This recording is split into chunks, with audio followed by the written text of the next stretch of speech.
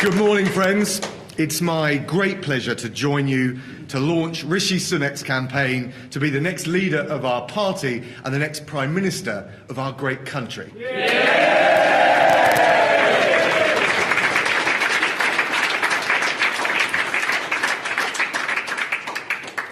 Now, I know that Rishi has got what it takes.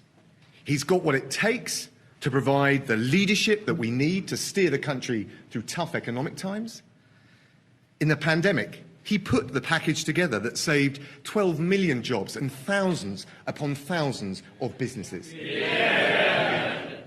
And of course, it's only because he got the economy back on track after COVID that in this global fight against inflation, we could take the measures that we've been able to protect the most vulnerable, struggling to make ends meet.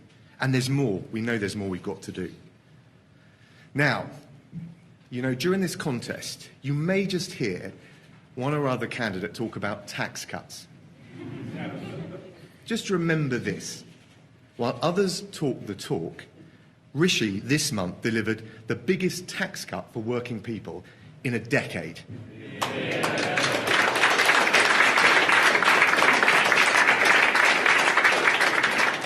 And he did it because he's a true Conservative, imbued by his parents and his grandparents who first came over here in the 1960s, imbued with the values of enterprise, hard work and family. Rishi's values are our values. And he's always had the courage of his convictions. And I remember back when we had the referendum in 2016, he was one of the first ones out of the traps.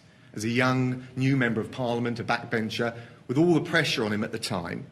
And he immediately put his colours to the mast. And not just that, he immediately started thinking about how we could grasp the opportunities of Brexit. In 2016, he wrote the seminal pamphlet on free ports. 5 years later, as Chancellor, he delivered the first ones. Rishi is someone who makes things happen.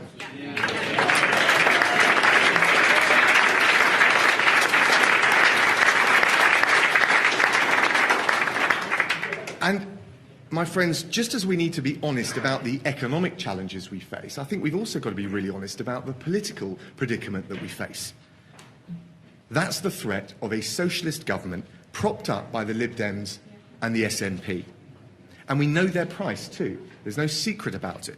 One referendum on electoral reform, the other a referendum to break up this great United Kingdom of ours. That threat is real, and we will face it in just 2 years' time. So there's no time to learn on the job. We've all got to come together. We've got to unite to win. And I mean that right through the party, from our brilliant local councillors, the amazing grassroots that we've got, the people that knock on the doors, that deliver the leaflets, right the way through the Conservative Parliamentary Party and across the Cabinet. We're one team and we will stand or fall together. But to make the very best of this excellent, exciting, inspirational, aspirational agenda that we've got, to unite this brilliant Conservative team, we need a leader who can win. And the reality is the polling shows only Rishi can beat Labour. Only Rishi can win with the support of Leave voters and Remain voters. Only Rishi can win in the north and in the south, in the blue wall and the red wall. He's got the economic leadership.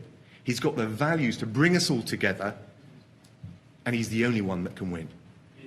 Ladies and gentlemen, let's make him our next leader. Let's make him our next Prime Minister. Please welcome Rishi Sunak.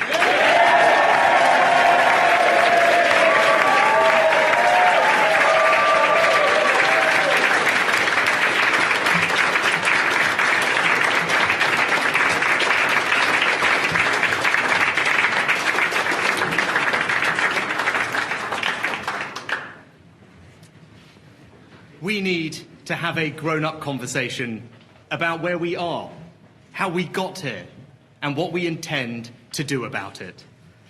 It's a conversation for those of us gathered here in this room today and the Conservative Party more widely. But above all, it's a conversation we need to have with the British people. And it starts with being honest with each other. That matters, because the decisions we make in the coming days and weeks will set a course that will determine whether the next generation of British people inherit a stronger and more confident nation. The Conservative Party was elected with a large majority, so it falls to us to decide who carries the flag forward in this Parliament.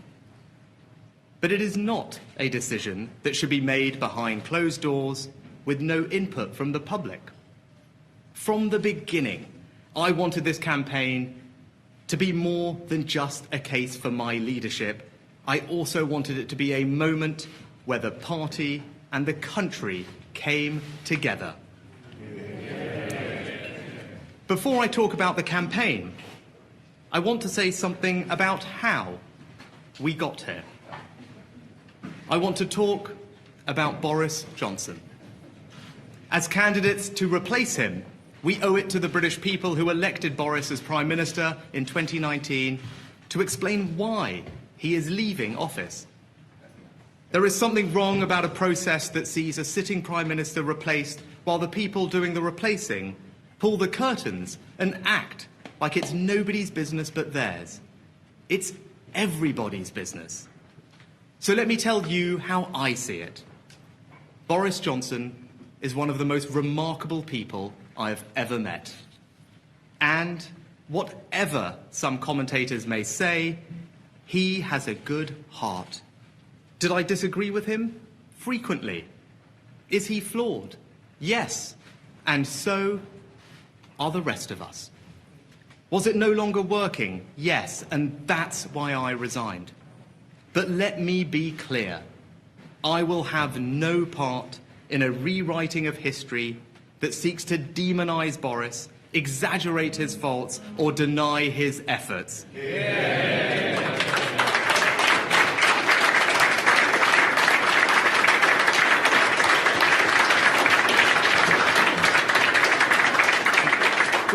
We know his achievements: breaking the Brexit deadlock, winning a stunning election victory, rolling out a world-class vaccination programme, and standing up for a free Ukraine when other leaders were still wringing their hands. Yeah. Some people might advise that I should avoid saying all of this in case it alienates people, but that wouldn't be honest. If telling you what I think, positive and negative, costs me the leadership, so be it. Since I declared a few short days ago, the response has been, well, overwhelming, beyond my imagination. Thousands of volunteers have reached out to join our campaign because they have heard a message of change. I'm running a positive campaign focused on what my leadership can offer our party and our country. I will not engage in the negativity that you may have seen and read in the media. If others wish to do that, then let them. That's not who we are. We can be better.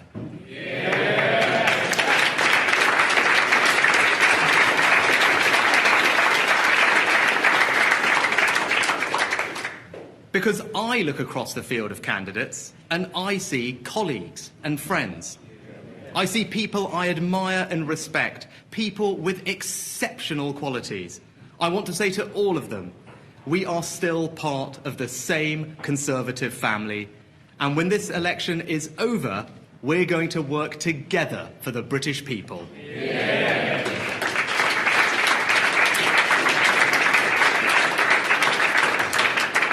But before that, we have to resolve some disagreements, incredibly important disagreements, about the nature and depth of our challenges that the country faces and the right response to them.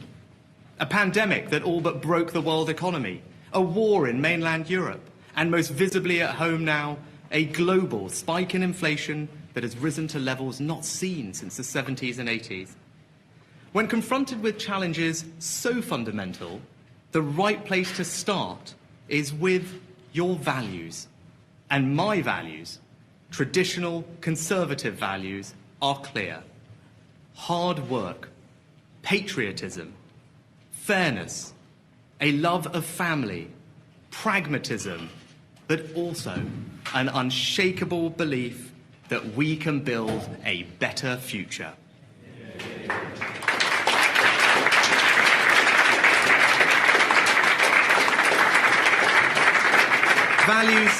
Values that compel me to say it is completely unacceptable in this country that too many women and girls do not enjoy the same freedom most men take for granted in feeling safe from assault and abuse.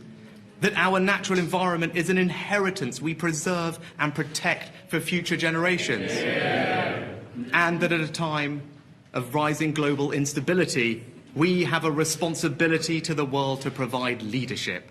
That is why, as Chancellor, I prioritised record funding for the armed services, who represent the best of our country and do heroic work. Yeah.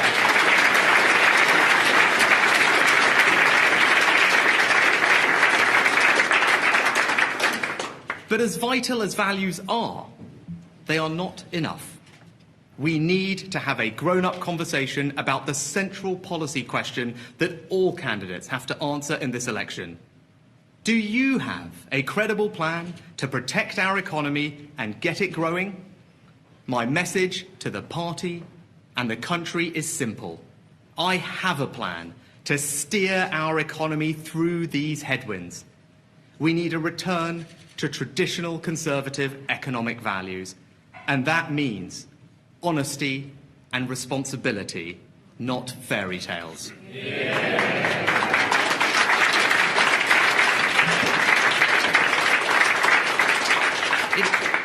It is not credible to promise lots more spending and lower taxes. I had to make some of the most difficult choices of my life as Chancellor, in particular how to deal with our debt and borrowing after COVID. I have never hidden away from those. I certainly won't pretend now the choices I made and the things I voted for were somehow not necessary. And whilst that may be politically inconvenient for me, it is also the truth. As is the fact that once we've gripped inflation, I will get the tax burden down. It is a question of when, not if. Yeah.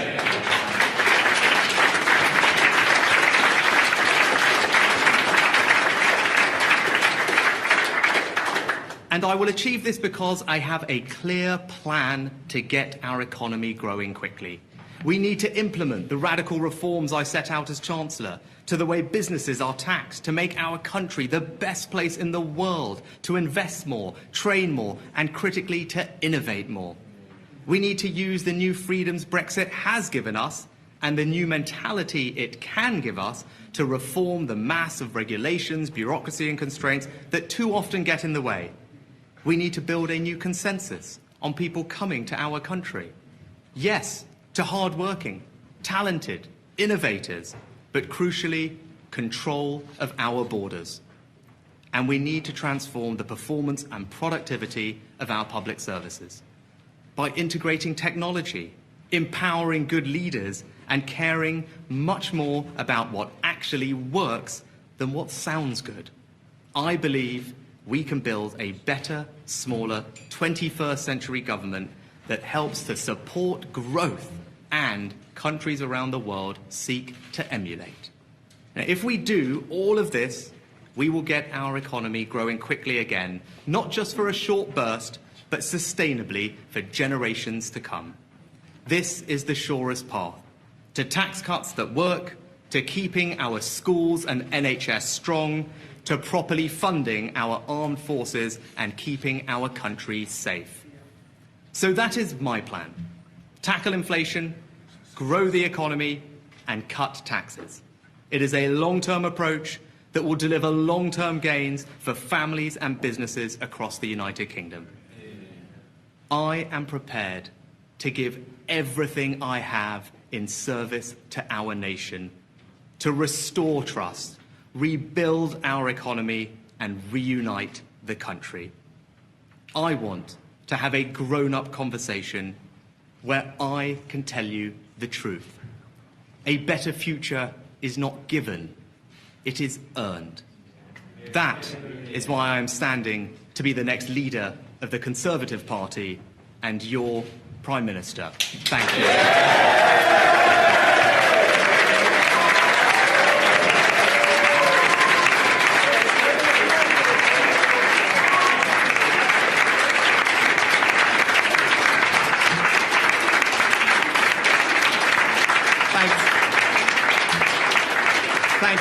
Thank you. Thanks, everyone.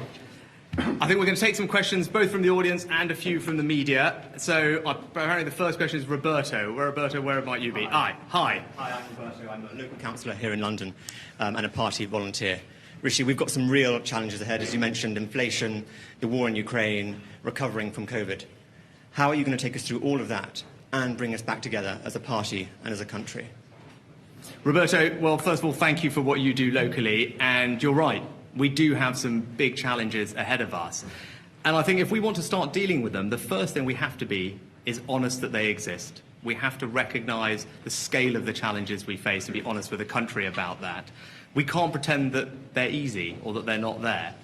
And what it requires is serious leadership to tackle them. And that's what I believe I can offer. I believe that we can restore trust, we can rebuild our economy and protect the most vulnerable as we do so, and we can reunite the country. And I know I can do it with your help, so thank you. Right, next from the media, we've got Chris Mason from the BBC. So, Chris, hi. Good morning, Chris Mason, BBC News. Day after day, so many of your colleagues have sought to demolish your record as Chancellor. Do you have the stomach for what's to come? Well, I'm standing here today surrounded by friends and colleagues, which I've been...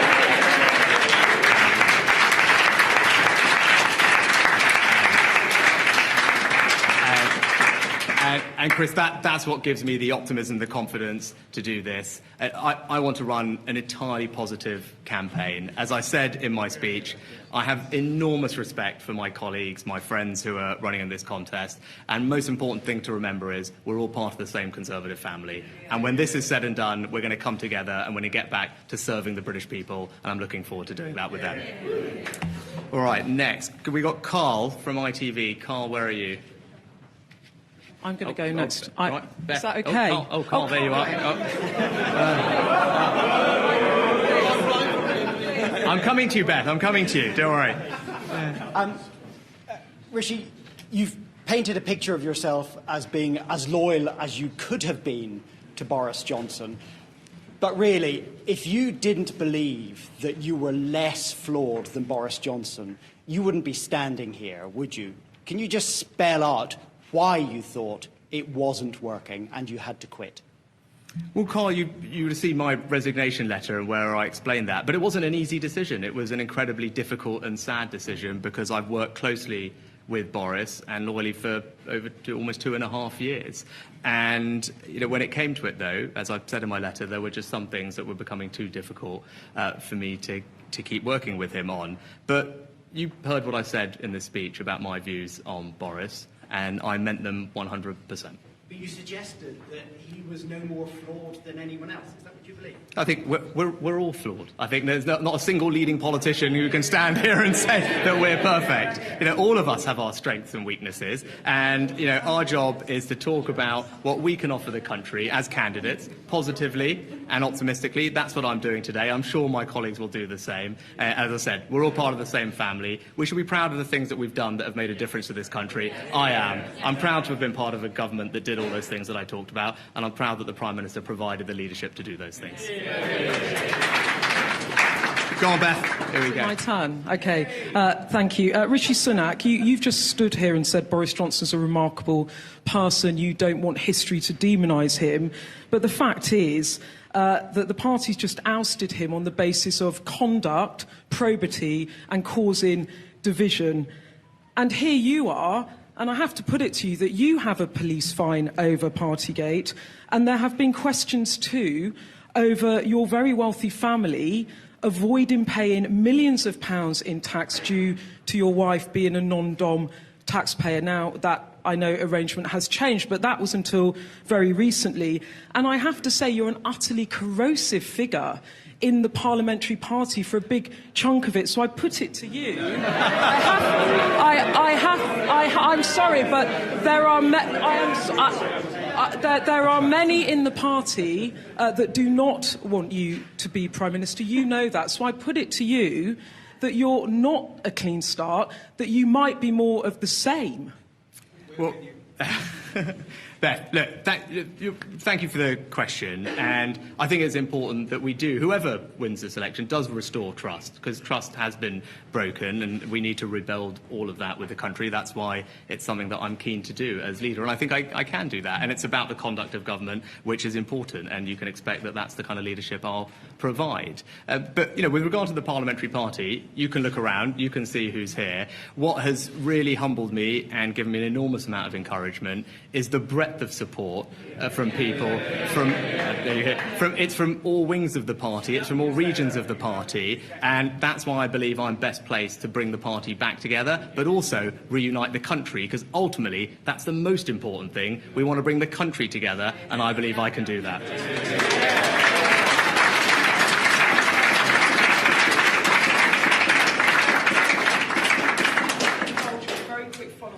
Some of the issues around your green card, your wife's non-dom tax status, these are going to be issues that Labour are going to be able to use against the Conservatives in the next election about character of the Prime Minister, aren't they? They're problems in your closet.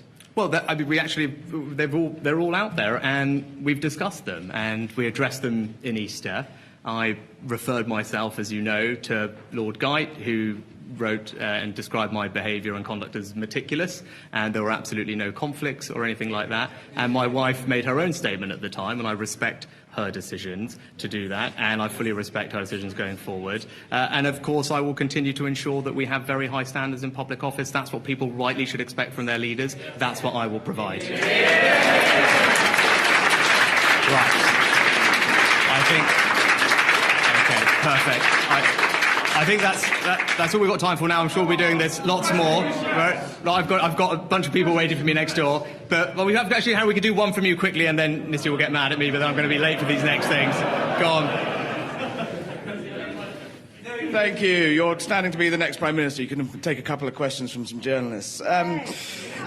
Sunak, Dominic Cummings has been openly campaigning to make you the Prime Minister for almost a year now. Are you grateful for his support, and will there be a job in Downing Street for him in your administration?